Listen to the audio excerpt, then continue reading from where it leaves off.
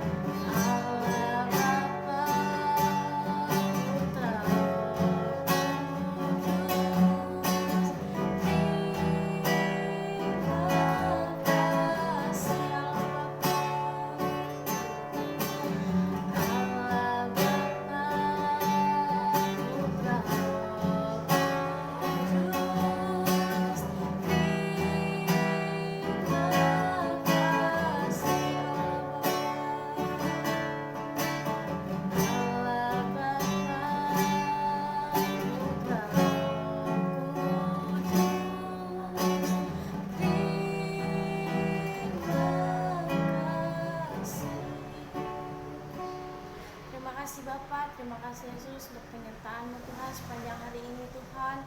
Tuhan berkati ibadah kami ini Tuhan dari awal, pertengahan hingga akhirnya. Berkati juga teman-teman kami Tuhan yang mungkin belum sempat ikut dalam ibadah sekolah minggu online ini Tuhan. Tapi kami percaya besok hari atau lusa mereka bisa ikut sekolah minggu online bersama kami.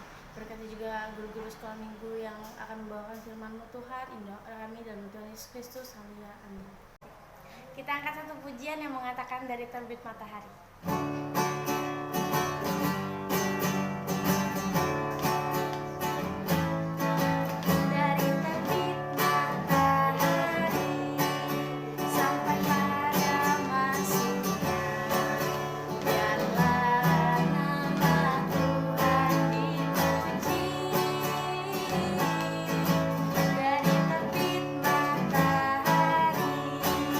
Sampai pada masuknya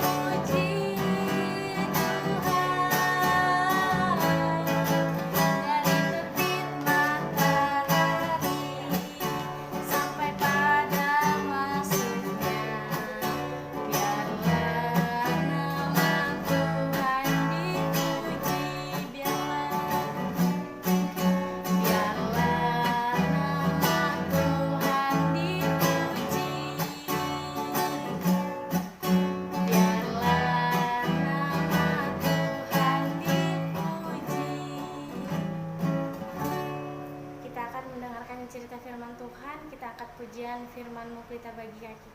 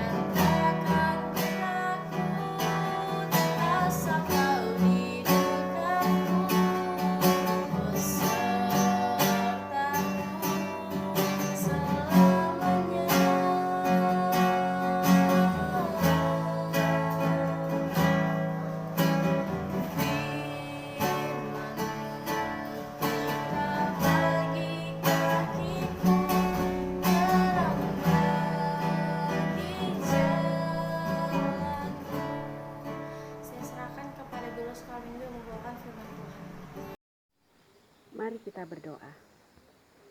Tuhan Yesus yang baik, kami bersyukur hari ini kami boleh ada kesempatan lagi untuk mendengarkan firman-Mu. Kami mau belajar, kami mau terus bertumbuh di dalam Tuhan. Karena itu berkatilah kami, semua yang mendengarkan firman-Mu ini diberkati dan menjadi kuat dan percaya bahwa hanya Engkau Yesus satu-satunya Tuhan dan Juru Selamat dalam hidup kami. Terima kasih Tuhan, kami mau mendengarkan firman-Mu dan kami siap menerima firman-Mu. Di dalam nama Tuhan Yesus kami berdoa. Haleluya. Amin. Puji Tuhan. Hari ini kita mau mendengarkan firman Tuhan lagi yang terambil dalam kitab Injil Matius pasal 27 ayat 57 sampai 66 dan Matius pasal 28 ayat 11 sampai 15 dan juga diambil dari kitab Yohanes pasal 20 ayat 11 sampai 18. Judulnya tentang kubur yang kosong. Nah, anak-anak, suasana saat ini masih dalam suasana Paskah. Minggu lalu kita sudah mendengarkan cerita tentang Tuhan Yesus yang disalib di sebuah bukit yang bernama Bukit Golgota. Nah, di hari pertama, pagi itu 3 orang digiring keluar pintu gerbang Yerusalem dan disalibkan di sana. Seorang dari mereka bukan penjahat. Dia seorang yang benar, yang tidak pernah melakukan kesalahan. Siapa namanya? Nama orang itu adalah Yesus, yang berasal dari Nazaret. banyak orang pergi untuk menyaksikan kesengsaraan dan kematian ketiga orang itu. Ya, suasana di sana sangat mencekam, gempa bumi, ya, langit mendung, dan banyak hal yang terjadi. Tanah terbelah dua, dan semuanya mencekam. Orang semakin ketakutan, dan orang percaya bahwa Yesus itu adalah Tuhan. Dan sampai akhirnya Tuhan Yesus menyerahkan nyawanya kepada Bapa di surga. Nah, termasuk juga murid-murid Tuhan Yesus yang setia ikut menyaksikan kesengsaraan dan matinya Tuhan Yesus di kayu salib. Sekarang mereka bersama memandang Tuhan Yesus di kayu salib dan melihat bahwa Tuhan Yesus sudah mati. Nah, di sana juga ada seorang bapak yang bernama Bapak Yusuf Arimatea. Dia seorang yang kaya dan yang terkenal di kota Yerusalem karena dia seorang anggota dewan di sana ya. Dan dia mempunyai sebuah taman yang indah di luar tembok kota Yerusalem. Di taman itu ada sebuah bukit batu dan di sana dia membuat sebuah kubur batu yang bagus karena dia orang kaya. Dan di pinggir-pinggir dari kuburan itu ada taman bunga dan juga pohon-pohon yang tumbuh. Dan kuburan itu mempunyai pintu. Pintunya terbuat dari sebuah batu yang besar dan bundar yang bisa digulingkan, dimajukan, dimundurkan, dan bisa dibuka, ditutup. Dan ketika itulah timbul dalam pikiran Pak Yusuf bahwa tubuh Tuhan Yesus harus segera diangkat dari kayu salib dan dikuburkan karena besok adalah hari Sabat. Dan hari Sabat tidak boleh ada satu mayat pun yang tergantung di kayu salib. Dan mungkin juga sebentar tentara-tentara yang kasar itu akan datang menjemput atau mengangkat mayat-mayat itu, entah dibuang atau dikuburkan dengan baik-baik. Pak Yusuf pun ingin memberikan kuburannya yang ada di taman yang bagus tadi untuk mayat Tuhan Yesus. Nah, tapi sebelumnya dia harus meminta izin kepada Pak Gubernur yang bernama Pilatus. Nah, dengan berani Pak Yusuf pergi ke istana Pilatus dan meminta mayat Tuhan Yesus kepada Pilatus untuk dikuburkan. Dan ketika Pilatus tahu kalau Tuhan Yesus sudah mati, dia mengizinkannya. Nah, akhirnya beberapa orang membantu menurunkan mayat Yesus dari kayu salib, lalu memberi kain kafan, membungkus dengan kain kafan, dan memberi rempah-rempah, lalu memasukkannya ke dalam kubur batu tadi. Nah, setelah semuanya dirapikan dengan baik, Tuhan Yesus dibaringkan di sebuah batu tempat mengubur. Nah, disitulah mayat Tuhan Yesus diletakkan. Setelah semua rapi, pintu kubur ditutup. Selesai pemakaman Tuhan Yesus, orang-orang semua meninggalkan taman itu. Tetapi wanita-wanita yang ada di Bukit Golgota dan ikut memakamkan mayat Tuhan Yesus masih ada di situ, di sekitar itu. Sampai matahari terbenam dan hari sudah mulai malam, baru mereka pulang. Nah, di hari yang kedua, di hari Sabat, pagi-pagi hari sekali, Pak Pilatus sudah diganggu oleh tentara-tentara itu. "Maaf Pak Duka yang mulia," salah seorang menegur Pak Pilatus. "Kami ingat bahwa Yesus yang disalib kemarin berkata, 'Aku akan bangkit kembali pada hari yang ketiga.' Oleh sebab itu, berilah kepada kami penjaga-penjaga untuk menjaga kubur itu, supaya murid-muridnya tidak dapat mencuri mayatnya dan mengatakan kepada setiap orang bahwa ia telah bangkit." Pak Pilatus berpikir, "Ini penjaga-penjaga bagimu," kata Pak Pilatus. "Dan ini materainya. Pergilah dan jagalah kubur itu sebaik-baiknya." Tidak seorang murid Tuhan Yesus pun yang mengingat perkataan itu. Ya. Tetapi musuh-musuhnya ingat dengan jelas bahwa Tuhan Yesus akan bangkit pada hari yang ketiga. Meskipun Tuhan Yesus sudah mati dan tubuhnya sudah tersimpan dengan aman dalam kubur yang ditutup dengan pintu kubur yang besar sehingga tidak mudah dipindahkan. Namun mereka tetap gelisah, ya. Mereka memerintahkan tentara-tentara untuk menjaga kubur. Kemudian mereka keluar dari taman itu dengan perasaan puas. Mereka berpikir mereka aman. Tidak akan terjadi sesuatu apapun. Sampai matahari terbenam dan hari menjadi malam. Di hari yang ketiga, pagi itu, bumi digoncangkan oleh kuasa Tuhan yang dahsyat, luar biasa. Ya. Tiba-tiba seorang malaikat Tuhan turun dari surga, berpakaian putih, wajahnya bercahaya, dan dia menggulingkan pintu kubur. Dan dia duduk di atas batu pintu itu. Dan tentara-tentara yang melihat kejadian itu ketakutan. Mereka sangat ketakutan, bahkan ada yang jatuh pingsan. Mereka tidak sadar.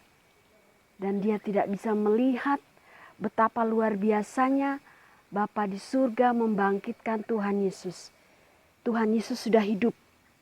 Tuhan Yesus keluar dari kubur dan dia tidak akan mengalami kematian lagi. Dan tentara-tentara menjadi ketakutan. Dia bangun, dia pergi melaporkan kepada tua-tua yang ada di kota tersebut. Tidak beberapa lama, datanglah juga beberapa wanita yang datang untuk merempah-rempahi lagi tubuh Yesus. Dia adalah Maria Magdalena dan juga Maria-Maria yang lain. Tetapi ketika mereka melihat bahwa pintu kubur Tuhan Yesus sudah terbuka, mereka melihat ke dalam, ternyata kubur itu kosong. Dan mereka sangat sedih juga. Dan beberapa wanita itu pulang. Tetapi Maria tetap ada di situ. Dan dia berpikir, di manakah tubuh Tuhannya? Siapa yang mengambilnya? Dan kemana mereka membawa Tuhannya? Waktu Maria berdiri dan dia menangis, dia menoleh ke dalam kubur. Tiba-tiba dia melihat dua orang duduk di dalam kubur itu, yang satu di sebelah kepala dan yang satu di sebelah kaki, pada tempat di mana Tuhan Yesus dibaringkan 3 hari yang lalu. Malaikat-malaikat itu bertanya kepada Maria, "Ibu, mengapa engkau menangis?" Kata Maria, "Tuhanku diambil orang. Aku tidak tahu kemana mereka membawanya." Sementara mereka berbicara, tiba-tiba seorang laki-laki berdiri di dekatnya. Ia bertanya kepadanya, "Ibu, mengapa engkau menangis? Siapakah yang engkau cari?" Laki-laki itu mungkin tukang kebun, pikir Maria. "Aku mencari tubuh Tuhanku. Jikalau Tuhan yang membawanya ke suatu tempat, katakanlah, di mana aku bisa mengambilnya? Di mana engkau letakkan?" Lalu laki-laki itu berkata, "Maria." Nah, tiba-tiba Maria tersadar. Dia mengingat kata-kata itu, panggilan itu dia sudah hafal. Dia menyadari bahwa yang memanggil itu adalah Yesus. Lalu dia berkata, "Rabuni," dan dia menyembah kepada di kaki Tuhan Yesus. Tetapi ketika dia mau memegang kaki Tuhan Yesus, Yesus berkata, "Janganlah engkau memegang aku, sebab aku belum pergi kepada Bapakku di surga. Tetapi pergilah engkau kepada saudara-saudaraku dan katakanlah kepada mereka bahwa sekarang aku akan pergi kepada Bapakku dan Bapamu, kepada Allahku dan Allahmu."